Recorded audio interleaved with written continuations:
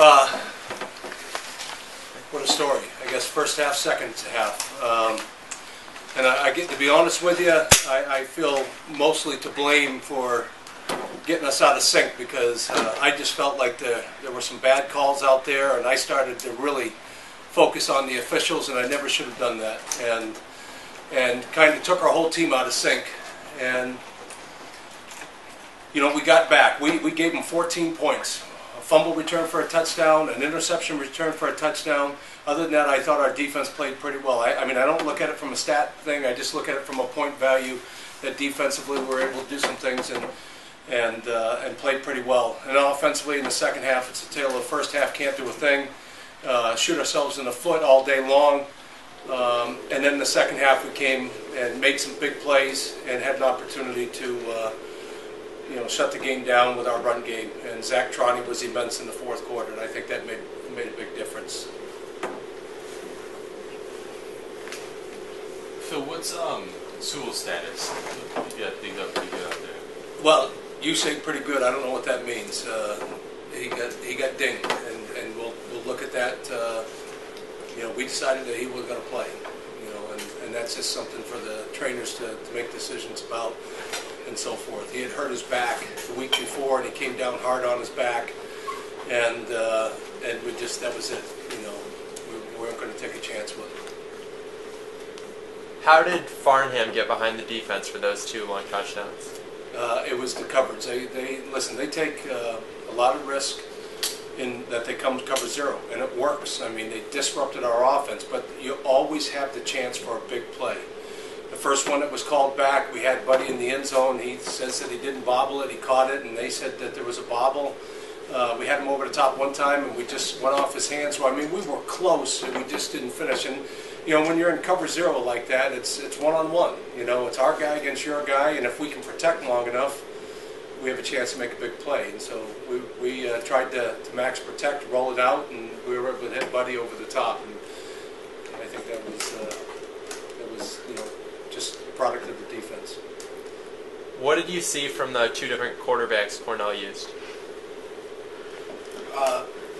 I was pretty impressed with 12 and, what he's been able to do. The thing about him is that he can throw the football as well as run.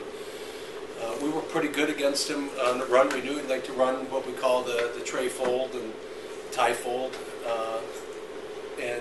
We pretty much had, prepared for that. And I think the biggest thing is that I thought he made some nice plays throwing the football. And you don't always find that. You find usually one dimension, that they run real well and have good vision. But the fact is he could throw on the run.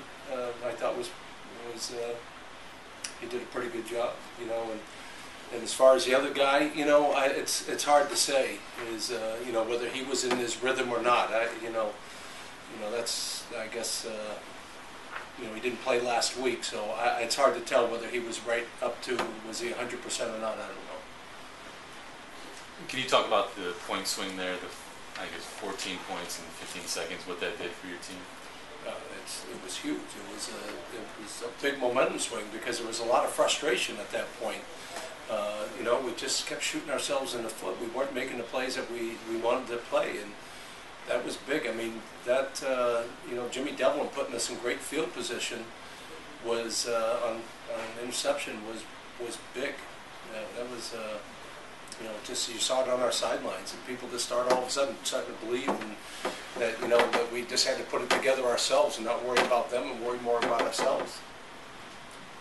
Do you think Cornell's defense tired in the second half? I don't know if they tired. I don't see them every day to know if that guy tired or things like that. I just believe that they made a lot of great plays in the first half. I mean, and right into the third quarter, they decided that they were going to get after us, and you know what? We at halftime we changed some things up where we were changing the plays based on the coverage. And we were able to hit a few plays. And, like I said, the momentum swing was huge because our team just really, from there, just started to go. And once, Devlin put it in, and it just changed the whole momentum swing our way. Yeah, it was a tightly contested, defensive battle for 3 quarters. defensively we gave up. I mean, we gift wrapped with 2 busted coverages and gave up the first 2 touchdowns. So, it easily could have been a 14-0 game, but we gave them 2 touchdowns, and we gave them another one with, the turnover on offense down to the 2.5-yard line, and we never answered. So, Brown's a very good team, and we gave them 3 touchdowns. Literally gift wrapped 3 touchdowns for them. You do that, very little chance to win. I thought our guys kept playing hard, but we've got to be able to eliminate the unforced errors. There are things that happen that Brown didn't make happen. That we the 2 busted coverages, the turnover, the big turnover, interceptions. There are things that we can do better. We haven't. We know we're young. We know where we have some weaknesses, but we haven't maxed out what we have yet. There's still a lot of work to be done. Our guys got to have faith in the system and keep working at it. There's still a lot of season left to play. Ben, how's the shoulder? Oh, it's getting better every day.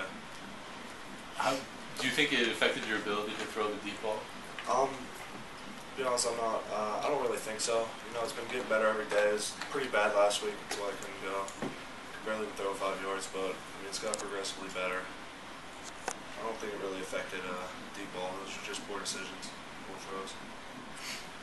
Coach, how was Farnham able to get behind the defense on those 2 plays? Well, he didn't get behind us. We didn't cover him. So he's a great player, but those 2 particular plays, we didn't cover him. We busted a cover.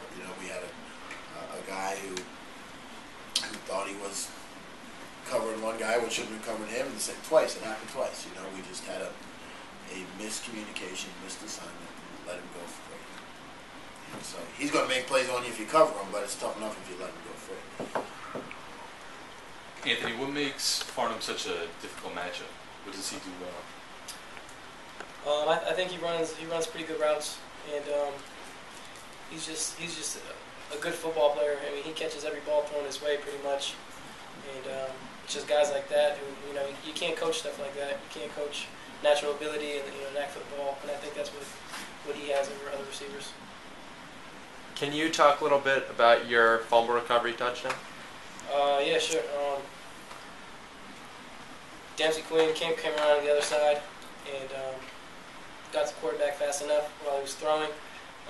Hit the ball loose, and we practice scoop and score in practice all the time. It's just a drill that carried over to the game, and luckily enough, it happened to bounce high enough for me to just grab it, run it in. Jim, it looked like you had some guys moving around on the offensive line. Can you talk about that? We tried to. We're doing everything we can to make the most of our resources. So we try to shift our offensive line to different plays to get good matchups. I mean, their D-line is those guys are best D-line we faced all year, and they seem to be the last 4 weeks have been great D-lines. And so we tried something new. We tried to move Quentin and Bowl different places, on different plays. So we were actually moving them based on different plays, but I think it helped. But I have to see the film about what the success rate was. What did you see from your 2 quarterbacks today? It's all guys that aren't going to quit, that are going to keep going, trying to make plays. Good leaders, always ready to go. Guys, I'm sure will be ready to tee it up again next week. I have to ask about the shirt and tie. Yeah, I was just we honored Tom McHale today, who was one of my teammates who passed away, who played in the NFL. So I was up there, giving out that award right before the game. So it wasn't really a fashion statement. Anything else? One last question. What positives can you take away from today's game?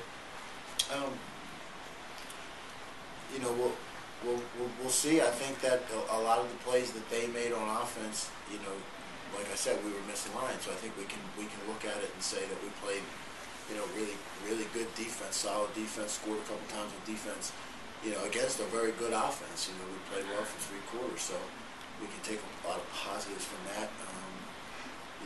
we moved some guys around on the O-line, so I think we'll be able to look at some matchups there and things we created and hopefully get better up front next week. Just lastly, real quick, can you talk about the momentum swing there, the 2 quick touchdowns that they had? Yeah, I mean, football is, it's a game of momentum. Ever since I've been in coaching, you can feel it, and it's one of those things that you do your best to try to stop and turn around.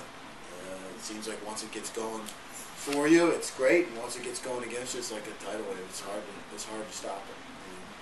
It takes a lot of experience to get through that. And Brown had that today. They got through some bad times. We didn't. We got to keep learning from that and getting better.